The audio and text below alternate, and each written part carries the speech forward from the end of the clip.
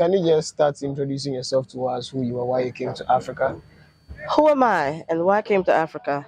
My name is Jackie.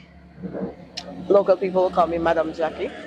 And I came to Africa because it was really a spiritual calling, you know. Um, I grew up in America since I was 5 years old, and I'm much older now. and uh, the stresses of America just really got to me. I felt like a hamster on a wheel, just running. You're just running all the time. You're just running, working to pay bills, and it got to me mentally. Wow. Like literally, I was in counseling, seeing a psychiatrist because just dealing with everything. And then at that time, I was a single mother, single person, and you know, America's not easy. Yeah. Wow.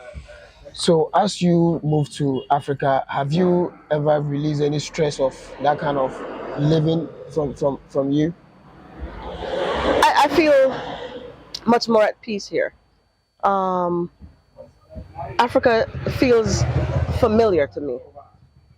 Um, you know, when I'm here, I don't feel threatened. I don't feel um, victimized. I feel like I just feel like everyone else. You know, it's hard to explain if you haven't really lived somewhere where you're the minority and not the majority, where everyone looks different. America's a big melting pot. You have Arab people, you have Indian people, you have Asian, white, black, all kind of different people mixed in. But it just gives you a different feeling when everyone around you looks familiar. And familiar, the word family comes from the word familiar. Yeah. So everyone around you feels like family. So, they don't all treat you like family, but it feels like, you feel safe. So, do you intend to go back to America as of now that you are in Africa? You mean to live? Yeah. No, never. So, you want to live all your whole life in Africa? Yes, I've already gotten my residency here, Oh, okay. and next I'll get my citizenship. So, do you intend to establish any business in Africa in case you want to find something to do for a living? Yeah, I've established businesses here already. All right, so let's talk about your business. What do you actually have in mind? What do you do as a business woman? As a business right now, I have an Airbnb in Accra, Yeah. um, and I have two apartments here that I'm uh, just about finished renovating. And my husband and I started a construction company. We have our own YouTube channel as well. Yes. So far so good. Has your Airbnb moving on? Have you gotten any clients and so forth? Yes, I have had a few. And I'll be honest, I haven't been as active with it as I should be. Um, because of the distance between here and Accra. I have someone managing it for me, but I probably should be pushing it a lot harder. It's just that when you come here and you're doing so much, setting up so many different things to make sure that you get an income coming in before you run out of money, then sometimes little things kind of fall to the wayside. So starting an Airbnb business in Ghana, what are the things that you did consider before venturing or maybe going into the Airbnb business? Well, honestly, I didn't really. It wasn't intentional. What happened was when we first landed in Ghana, I rented a really nice place up in Accra, in East Legon, and very shortly after, here you have to pay your rent for like a year. So very shortly after, we came to a Cebu, and my husband fell in love with a Cebu, and I love it too, but I think he loves it more. And we just never really went back to Accra. I never liked living in the city. I don't like living in the city, but I like living near the city. So we basically paid for a year and lived in it 2 months. And so I was like, oh, I could turn this into an Airbnb. And it was a furnished place because we came here with our suitcases. And so, yeah, I had it rented. I had it rent. One couple from the U.S. rented it for 2 months. And then I've had a few diasporans rent it, for short periods of time. Okay, so if But I'm only doing that one until the lease is up, which is the end of October. Yeah. so if I might not be wrong about what you're saying, you mean the house itself doesn't belong to you. No, It it was doesn't. being leased. Yes, it's So been leased. you are using somebody's house as a business. Yes, and they are But fully aware of it, oh, and I okay. can do that. It's in my lease. But before I decided to do that, I let my landlord know. He said, "No, once you rent the place, it's basically yours. You're responsible for it. As long as you know who is there, Yeah. then do whatever you'd like until your lease is up." So how do you intend to manage customers or maybe clients that are very difficult to deal with when it comes to this Airbnb thing? Um, I mean, it's all about communication. So I've worked in the service industry before. I've worked in a customer facing environment. So, I mean, people are going to be people, good, bad. You just communicate well with them. I have really good customer service skills. So I'll deal with them. I'll cross that bridge when it Yeah. comes. Yeah. So just in case maybe your lease is over Uh huh. and somebody needs a room, and also your landlord doesn't want to give the room back to you or maybe the house back to you, and somebody needs a room, how would you deal with those kind of customers that are in a rush to come to your aid for Airbnb? Well, so that's not exactly how it works. I mean, I have the place until the end of October. I don't intend to renew my lease with it. After that, it'll be gone. So whatever clients that I get prior to that, you know, it's fine. But after that, not the one in Accra, but the one here, which is closer to the Pan African Village Yeah. where we're building our structure. I'll be renting places here for short, medium, long term, depending on what they want. So it's actually attached to the property that I live in. Yeah. So I'm there to deal with any issues that would come up in that regard. Okay. So you establishing a business in Ghana as an LBNB businesswoman, Uh-huh. do you intend to pay tax to the government in order to develop the country as well? Um, do I intend to? Yes, I'd like to. Yeah. However, I am not collecting money in Ghana Yeah. for that. The money is sent to my U.S. account, Okay. so I'm really earning in the U.S. So don't you think it's kind of a money laundry attitude that maybe if I should put it that way, I'm not trying Hmm. to disrespect you or Hmm. anything of that, but don't you think it's kind of money laundry? No, how can it be money laundering? I'm not washing money. It's not. It's not gained illegally. Money laundering is when you gain money illegally and you put it into the banking system slowly in different ways. I worked in the financial Yeah. industry, so I know exactly Yeah, what money I'm laundering saying is.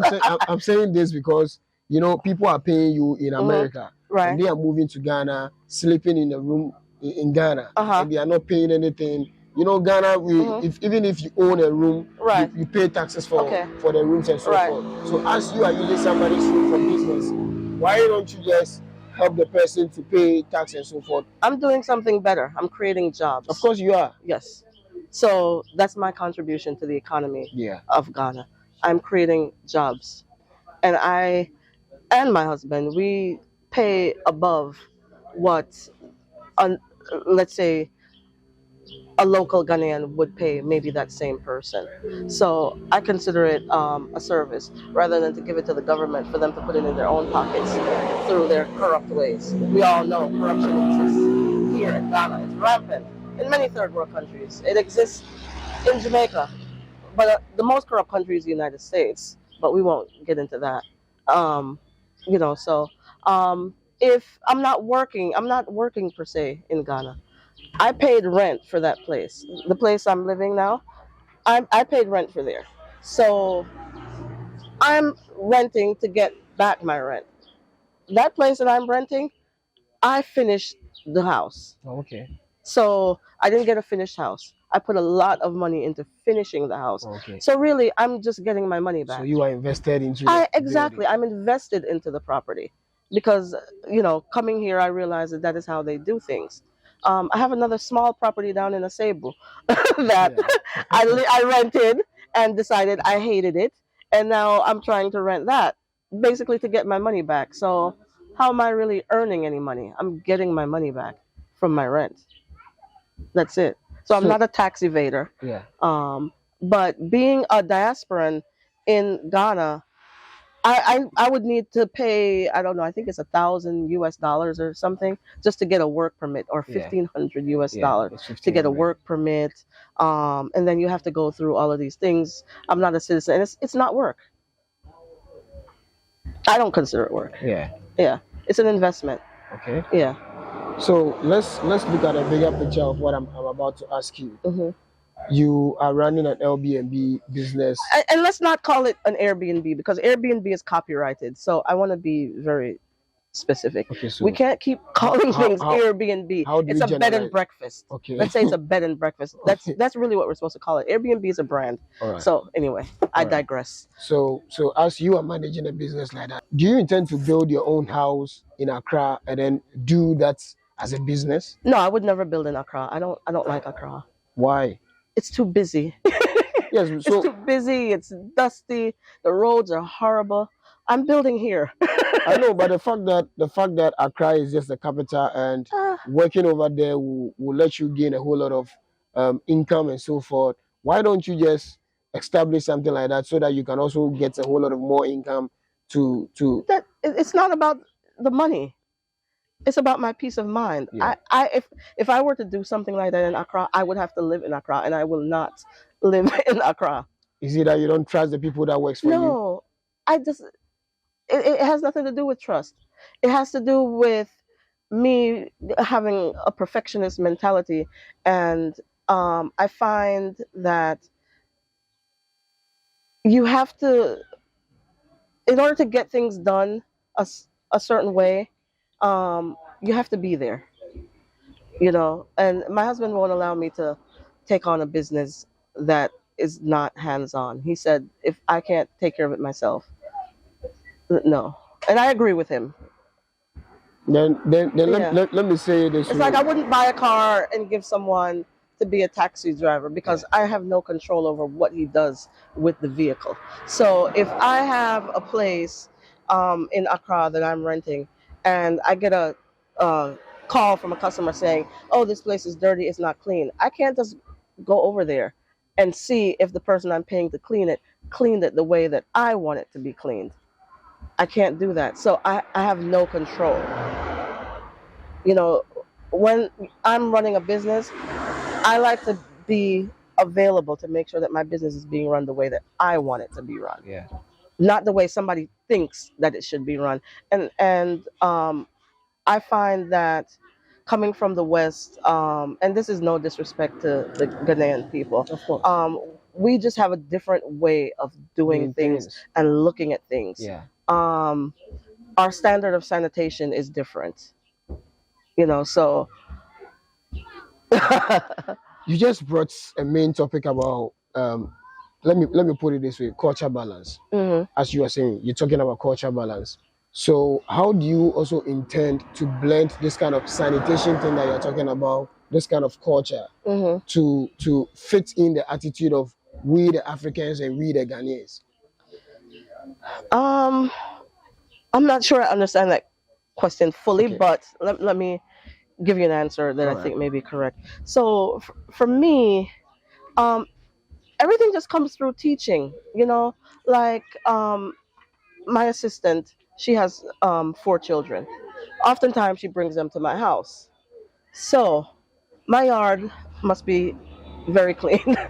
Of course. No plastic bags around. So when I give them water, they'll just drop the bag on the ground. I say, no, not here. Yeah. Go and pick it up and put it in the trash. That's been, yeah. So they're children. So they're learning. nothing can happen overnight. So you have to start with the children, teach them about proper hygiene, sanitation, whatever it is that you think can help to improve, their lives. They're the future. So Rome wasn't built in a day, neither was Ghana, and no one is going to come here and feel like they can instantly change things. You know, people have to start seeing something different before they know that there's a different way to do things. Okay. I want to So, ask you my final three questions. okay. And one question is a negative question that is coming to you, but I know you can answer. You are running an Airbnb, or maybe let me say, A bed and breakfast. let me put it this way. So you are running a business like that, Mhm. and I'm talking about a negative one, the negative question. Mhm. What if you are here Mhm. in Cape Coast, in Asebu, and something bad happens over there in Accra with a client? Mhm. How are you going to deal with the people? And the second question is, you being in Africa, how many African countries have you traveled so far, or maybe have you explored so far?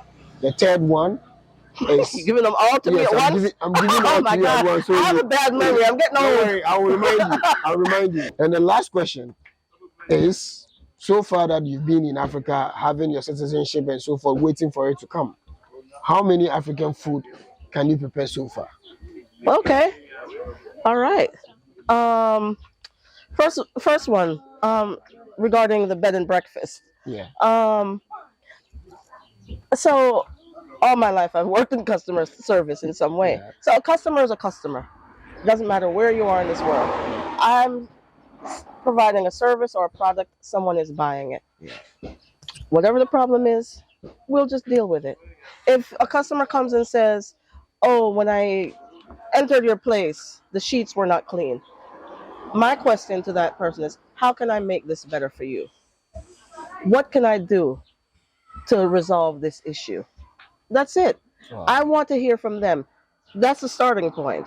Once they say, "I can do this," maybe I can meet them halfway. Maybe I can meet them all the way. Maybe I can meet them no way, because some customers are impossible to please. So you just deal with each issue as it arises. I can't say just, "I'm going to do this or that." Whatever issue comes up, you deal with it. But one thing that you have to always remember is that your customer is your business, Yeah.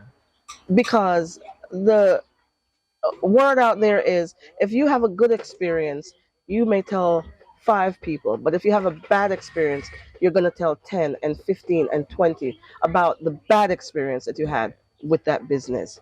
So you need to always be mindful of your customer. Right. Yes. Yeah. So your other question was it something You about traveling to me Africa traveling to Africa? to I've explore been all of. to 2 countries in Africa. Um, when my husband and I left our country, we were intent on going to Gambia. That is the first. Well, it's not the first country I landed in Africa, because we had a stopover in Dakar. But um, for the purpose of this interview, Gambia was the first country that we went to, Yeah. and you know, as someone who had not yet set foot on the African continent, you tend to romanticize the first time that you land on the motherland. Okay, and in my mind, I was gonna stand up and cry and go on my knees and kiss the ground and said, "Yes, Mama Africa, I'm home." Yes, you are in It Africa. didn't happen that way. It did not happen that way. I landed in Gambia, and I was like, okay. Wow, you weren't so happy. No, to be honest, no, I wasn't pleased. And I have extended family there, Okay. through marriage, and I know they were very disappointed when we said, this one's not for us. You know, so we spent 17 days in Gambia, and I'm not gonna lie. After a while, it started to grow on me. I was like, well, maybe. And then my husband was like, no. We're going to Ghana, and we had talked about Ghana. I mean, a lot. Um, can I give a shout out to someone? No problem. Shout out to Woda Maya. Love you like cook food. Um, my inspiration. Woda Maya. Um, I've been watching him for many years. Um, what can I say? He made me see Africa different, you know. And so him and Echo Simpson as well. I'll give him his props as well. You know, they really showed us a different side of Africa, and so it took away all that negativity that we have in our minds about Africa. And I was just like, Ghana was just it. I used to think Accra was Ghana. I swear. Before I used to call it Accra, but now I come here, it's Accra. So yeah, I'm going to Accra.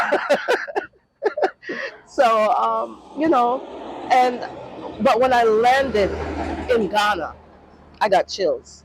Wow. I seriously felt like I was home. Indeed, you are home. Yeah, I just I just felt like, yeah, this is it. This is where I belong. And I've never had the desire to pick up and leave. It hasn't been easy here. Um, you know, you come and you meet people, you form relationships, you end relationships. So many things happen. You go through so many emotions when you get here, trying to fit in, um, knowing that your culture, your language, your identity was taken away from you, and now you're trying to regain it. And Ghanaians are warm and they're welcoming, but there are times when not everybody is out for your best interest. They're out for their best interest. But that happens everywhere in the world. So I won't say it's Ghana. It can happen anywhere in the world. You just have to be mindful. You know, you become very guarded after a while. You won't let people get close to you because you're like, okay, what do they want? You know, Yeah. because it's sad, and I'll say it. People look at you like either you're a walking ATM machine or your father owns the biggest bank in the world. You know, Wow. that's how it is. You just have to be very mindful and guarded. So my final question: Uh, the Ghanaian food that you can prepare very well. what can I prepare very well? Cabbage stew. Ghanaians are not kind of we eat cabbage stew and so forth, but we are That's not. what I can prepare. No. Cabbage stew is not a Ghanaian food. Like preparing keke, preparing banku. No. Cabbage stew is Ghana food. You cook it with palm oil, so it's Ghana food. Wow. And the cabbage come from Ghana. It's Ghana food. Okay, I can boil yam. Those are just a common thing that you can. I boil yam. Wow. Let me see what else I can do. I can make shito. You can make sure. Yes. Yes. I can't remember I cooked for you. You didn't cook. You bought kenke. No, I cooked for you. You bought No, I kenke. cooked for you. You're gonna cook shito for me. No, You will. You did cook. I can cook shito for you. Oh, okay. I can prepare shito for you. Oh, okay. Maybe one day I'll meet you in a cooking challenge. Yes. I'll break your record. I'll kill you. I used to own a restaurant. Don't worry. I'll kill you. We are already in. You thought the last challenge you did was bad? Oh, listen. You're up against top chefs here. Wow. What will you buy this time? Some banku. No. I'll prepare you akle. Okay. The what do you call it? The Voltarian food. Voltarian food. Yeah. Someone looked at me and told me that I'm Voltarian. Of course. That's what they said. You look They like say a you look Voltarian. like you're Voltarian. Yeah. What is the look? I want to know. The way you receive people, Voltarians have a different culture of receiving people and so forth. Really? So, yeah, of course. Oh, you see how much we don't know about our culture? Yeah, when it comes to promoting Africa, I don't want to be tribalistic and so forth. Yeah, that's We are true. all one people. So That is true. definitely, That's true. at least as far as We are in Yeah. Africa. We need to promote Africa and Yeah. help African culture and so forth. So Okay. I don't want to be tribalistic. Okay. So what do you have to tell the people out there that are watching you on my channel? What do I have to say? I say give Africa a try. You know, it's not for everybody. I'm gonna say that straight up. It's not for everybody, but it's definitely worth giving a try. It's worth at least coming to visit and see what the possibilities are. Our brothers and sisters and communities here, they need us. They need us from the West to come here and to, to make an impact, to really make an impact on their lives. I am having my first visitor. My best friend is coming here next week with her two daughters to the motherland. And I have so many other people who have contacted me since I've been here saying, hey, you know what, I want to come visit. And um, that gives me great joy because by me being the first person in my family Yeah. to set foot on the motherland, it's opening the gateway for so many other people to explore Africa. So I say, come and give it a try. If you don't know anyone here, you know me now. So you can call me and say, hey, I want to come. And I have a place for you. Wow. So as what Madam Jackie said, if you don't know anybody, we are there. You can just call us. And as you Definitely. are watching this video, subscribe to our channel, share this video for each and everybody who is ready to come to Africa. Because you know Africa is the key. You can It even see is. it in my shirt. It Africa is the is. key to the world. So as you are Yes. supporting Africa, you keep supporting Clevijo TV, you keep supporting Clevijo, and keep supporting Madam Jackie and so forth. So we'll meet you in the next video. Bye.